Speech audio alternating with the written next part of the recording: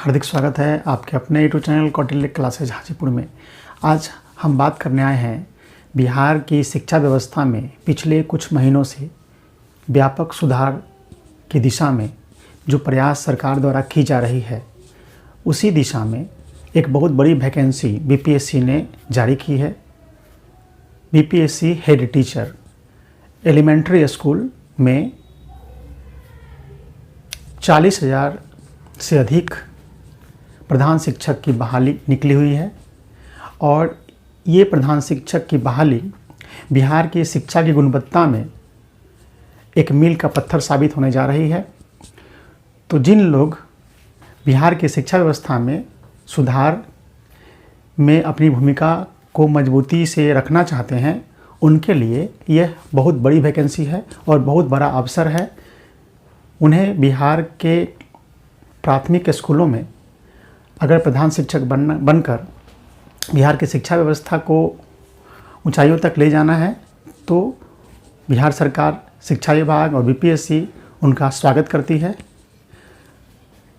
तो उसी पर हम लोग बात करने आए हैं। आज हम इस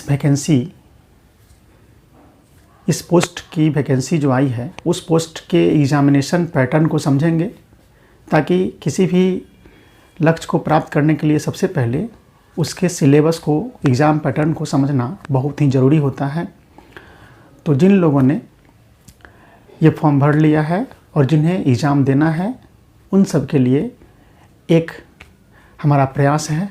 तो चलिए हम लोग शुरू करते हैं।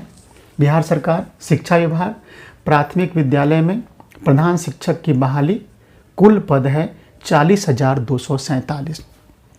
देख सकते हैं बिहार सरकार के अंतर्गत शिक्षा विभाग में प्राथमिक विद्यालय में प्रधान शिक्षक की बहाली निकली है और इसमें सीटों की संख्या है 40,247। इतने बड़े पैमाने पर हेड टीचर की बहाली बिहार सरकार करने जा रही है। बिहार सरकार की जो मंशा है, जो तत्परता है, वह देखने से लग रही है कि इतनी भारी पैमाने पर इतनी बड़ी बहाली बिहार सरकार के अंतर्गत आई हुई है। अब इस एग्ज़ाम को जिन्हें कंप्लीट करना है, उनके लिए हमारा चैनल लगातार प्रयास कर रहा है और आगे भी प्रयास करता रहेगा। तो चलिए हम लोग देखते हैं एग्ज़ाम पैटर्न। प्रधान शिक्षक के लिए एक पेपर होंगे, इसमें केवल एक पेपर होंगे, जान लीजिए। एक पेपर होंगे, सिर्फ एक दिन एग्जामिनेशन होगा, कोई इंटरव्यू नहीं है। सिर्फ एक एग्ज़ाम पर आप हेड टीचर बन जाएंगे। वन डे एग्जामिनेशन है, इसमें एक ही पेपर होंगे लेकिन 2 पार्ट में बटे होंगे। पहला पार्ट होगा सामान्य अध्ययन का, जिसमें 75 प्रश्न रहेंगे 75 अंक के। समझ लीजिए, एक पेपर का एग्जामिनेशन होगा, लेकिन वह एक पेपर 2 पार्ट में 2 हिस्से में बटा रहेगा। एक हिस्से में सामान्य अध्ययन से, जनरल स्टडीज से 75 प्रश्न रहेंगे 75 अंकों के, और पार्ट 2 में डीएड विषय, डीएड की पढ़ाई में जो चीज़ आप पढ़े होंगे, उनसे संबंधित क्वेश्चन रहेंगे। डीएड पर आधारित, यानी विषय पर आधारित क्वेश्चन रहेंगे। डीएड विषय पर प्रश्न 75 और अंक भी 75। इस तरह से हम कुल अगर देखेंगे टोटल, तो आप देख सकते हैं दोनों पार्ट मिलाकर प्रश्नों की संख्या हो गई कुल 150 और अंक भी हो गए 150। सबसे बड़ी बात यह है कि समय है 2 घंटा 30 मिनट और टाइप है ऑब्जेक्टिव एमसीक्यू। एमसीक्यू मतलब आपको बहुविकल्पीय प्रश्न रहेंगे और इसमें निगेटिव मार्किंग नहीं है। निगेटिव मार्किंग नहीं है, बार बार बोल रहे हैं कि निगेटिव मार्किंग नहीं है हेड टीचर की बहाली में, परीक्षा में। और एक ही परीक्षा होंगी। एक परीक्षा में 2 पार्ट होंगे। पहला पार्ट सामान्य अध्ययन के, दूसरा पार्ट डीएड विषय पर आधारित 75 प्रश्न और पहले पार्ट में सामान्य अध्ययन पर आधारित 75 प्रश्न। अब हम लोग देखते हैं सामान्य अध्ययन। अभी इस वीडियो में हम सामान्य अध्ययन के सिलेबस को देखेंगे, किसी अगले वीडियो में हम देखेंगे डीएड विषय के सिलेबस को। तो चलिए, सामान्य अध्ययन में देख सकते हैं कि पूर्णांक कितना रहेगा 75 और प्रश्नों की संख्या कितनी रहेगी 75। अब इसमें जो टॉपिक रहने वाले हैं, देखिए, सामान्य विज्ञान, राष्ट्रीय और अंतर्राष्ट्रीय महत्व की समसामयिक घटनाएं, भारतीय राष्ट्रीय आंदोलन तथा इसमें बिहार का योगदान, भूगोल, भारतीय राज्य व्यवस्था और प्रारंभिक गणित और मानसिक क्षमता परीक्षा। कुल टॉपिक होंगे 6। 1 2, आप देख सकते हैं, 1 टॉपिक, 2 टॉपिक, 3, 4, 5 और 6, कुल 6 टॉपिक से कुल प्रश्न रहेंगे 75। पहला टॉपिक है सामान्य विज्ञान, दूसरा है राष्ट्रीय और अंतर्राष्ट्रीय महत्व की समसामयिक घटनाएं, तीसरा है भारतीय राष्ट्रीय आंदोलन तथा इसमें बिहार का योगदान, चौथा है भूगोल और पांचवा है भारतीय राज्य व्यवस्था और छठा है प्रारंभिक गणित और मानसिक क्षमता परीक्षण। यानी कह सकते हैं शॉर्ट में इसको हम science, current affairs, Indian national movement यानी मॉडर्न हिस्ट्री में सिर्फ रहेगा इंडियन नेशनल मूवमेंट से और इसमें बिहार की भूमिका, फिर ज्योग्राफी भूगोल, भारतीय राज्य व्यवस्था पॉलिटी और मैथ्स एंड रीजनिंग, ये 6 टॉपिक से कुल रहेंगे 75 प्रश्न आपको प्रधान शिक्षक की परीक्षा में। जाहिर सी बात है आप लंबे दिनों से, कई वर्षों से आप शिक्षक के पद पर कार्यरत हैं, तो ये सभी विषय आपसे अपेक्षा की जाती है बीपीएससी द्वारा, शिक्षा विभाग के द्वारा, कि आप इन सब चीज़ों को जानकारी रखते होंगे। इन सब की जानकारी रखने वाले लोग ही वहाँ पे अच्छे से कार्य कर पाएंगे। ऐसी सरकार की और ऐसे बीपीएससी का मानना है कि इन सब विषयों की जानकारी जिनके पास होंगी उनके मैच्योरिटी लेवल काफ़ी ऊपर के होंगे और अच्छे से वो काम संभाल पाएंगे, विद्यालय का संचालन अच्छे से कर पाएंगे। क्योंकि सामान्य अध्ययन की जानकारी होनी बहुत ही ज़रूरी है, किसी आम आदमी को भी तो इनकी जानकारी होनी चाहिए और ये पद तो है बहुत महत्वपूर्ण पद है प्रधान शिक्षक की। तो ये 6 टॉपिक है।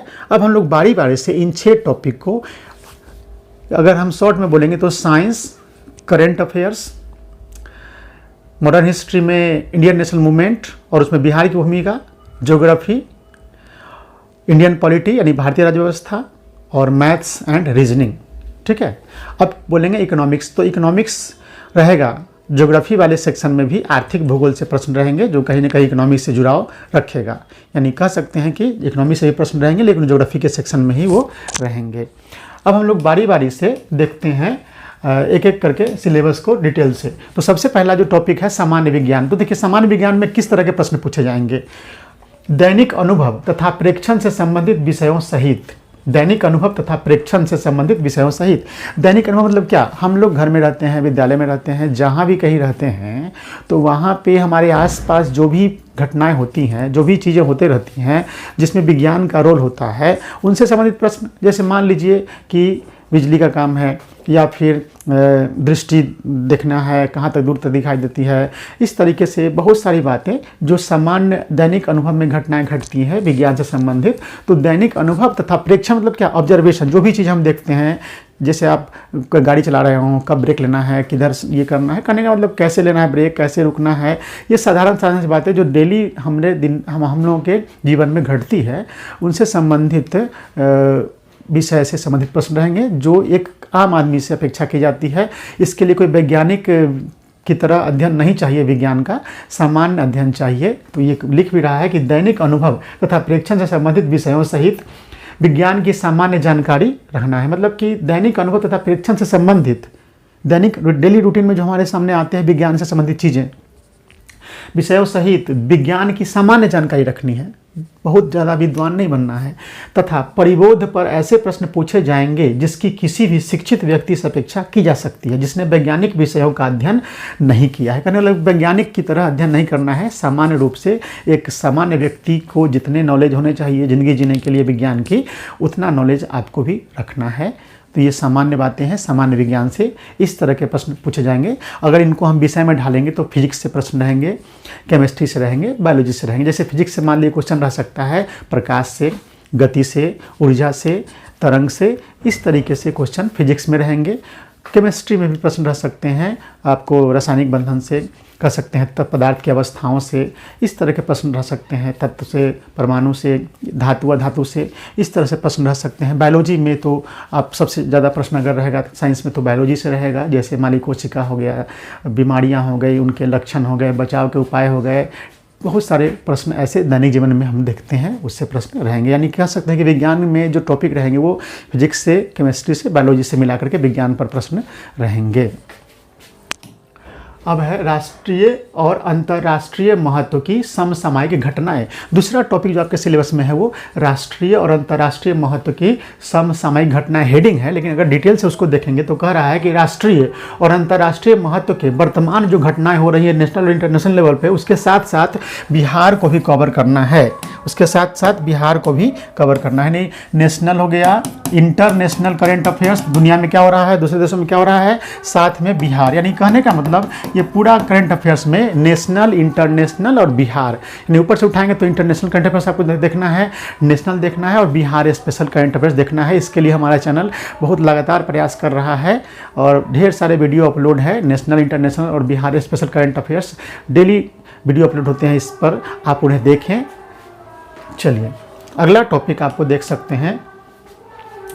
अगला टॉपिक हम लोग देखते हैं 3 नंबर में है भारतीय राष्ट्रीय आंदोलन तथा इसमें बिहार का योगदान। देखिए हिस्ट्री विषय जो पूरा है उसमें सामान्य अध्ययन में जो बीपीएससी की समान परीक्षा होती है सिविल सेवा के, उसमें हिस्ट्री से तीनों पार्ट से क्वेश्चन रहते हैं, एंशिएंट हिस्ट्री से भी, मेडिवल से भी, मॉडर्न से भी। लेकिन यहाँ साफ साफ कह रहा है प्रधान शिक्षक के सिलेबस में कि इसमें आपको केवल भारतीय राष्ट्रीय आंदोलन पढ़ना है और भारतीय राष्ट्रीय आंदोलन में बिहार की भूमिका क्या थी वो देखना है। इसका मतलब है कि आपको केवल हिस्ट्री में मॉडर्न हिस्ट्री पढ़िए और मॉडर्न हिस्ट्री का भी वो पार्ट पढ़ना है जो भारतीय राष्ट्रीय आंदोलन से जुड़ा हुआ है। जैसे मैं कह रहा है डिटेल में 19वीं शताब्दी के पुनरुत्थान के स्वरूप और स्वभाव, राष्ट्रीयता का विकास तथा स्वतंत्रता प्राप्ति से संबंधित प्रश्न। यानी कहने का मतलब यही है कि 1801 से लेकर के हमको 1947 तक का आपको अध्ययन करना है मॉडर्न हिस्ट्री में। और साथ ही ये जो भारतीय राष्ट्रीय आंदोलन हुआ है तो भारतीय राष्ट्रीय आंदोलन की शुरुआत होती है 1885 से, लेकिन अचानक नहीं शुरू हो जाती है। उसके पीछे कारणों को समझने के लिए कह रहा है, इसलिए कह रहा है कि 19वीं शताब्दी के पुनरुत्थान के स्वरूप को समझिए। यानी 1801 से लेकर के क्या बदलाव आया हमारे देश के इतिहास में, कैसे अंग्रेजों ने मजबूती से अपना शासन स्थापित किया और कैसे हम उन वजहों से परेशानी में पड़े और फिर जब परेशानी में पड़े तो हमें संघर्ष का रास्ता सूझा और हमने संघर्ष किया और राष्ट्रीय आंदोलन किया और उसके बाद आज़ादी प्राप्त की। तो यही कह रहा है कि 19वीं शताब्दी के पुनरुत्थान के स्वरूप और स्वभाव, राष्ट्रीयता का विकास तथा स्वतंत्रता प्राप्ति से संबंधित प्रश्न, भारतीय स्वतंत्रता संग्राम में बिहार की भूमिका। अब हम लोग चौथा टॉपिक है भूगोल। भूगोल में क्या करा कि भारत तथा बिहार का भूगोल विशेष रूप से पढ़ना है और देश के अंतर्गत सामाजिक तथा आर्थिक भूगोल से संबंधित प्रश्न होंगे जिनमें भारतीय कृषि तथा प्राकृतिक साधनों की प्रमुख विशेषताएं सम्मिलित होंगी। यानी देखिए भारत, इंडियन ज्योग्राफी, बिहार का ज्योग्राफी के अंतर्गत क्या पढ़ना है तो देश के सामाजिक तथा आर्थिक भूगोल, सामाजिक भूगोल और आर्थिक भूगोल को पढ़िए और भारतीय कृषि तथा प्राकृतिक साधनों की प्रमुख विशेषताएं शामिल होंगी। यानी कृषि और प्राकृतिक संसाधन पर ध्यान देना होगा ज्योग्राफी सेक्शन में।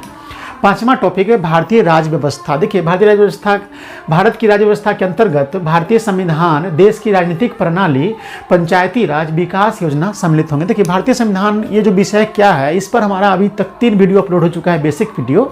आप इन 3 वीडियो को जाकर देखिए। भारतीय संविधान और राज्य व्यवस्था के बेसिक हैं 3 वीडियो। संविधान क्या होता है, राजनीति शास्त्र क्या होता है, राज्य व्यवस्था क्या होती है, इस पर हमने 3 वीडियो बनाया है, इसको आप लोग देख लीजिए।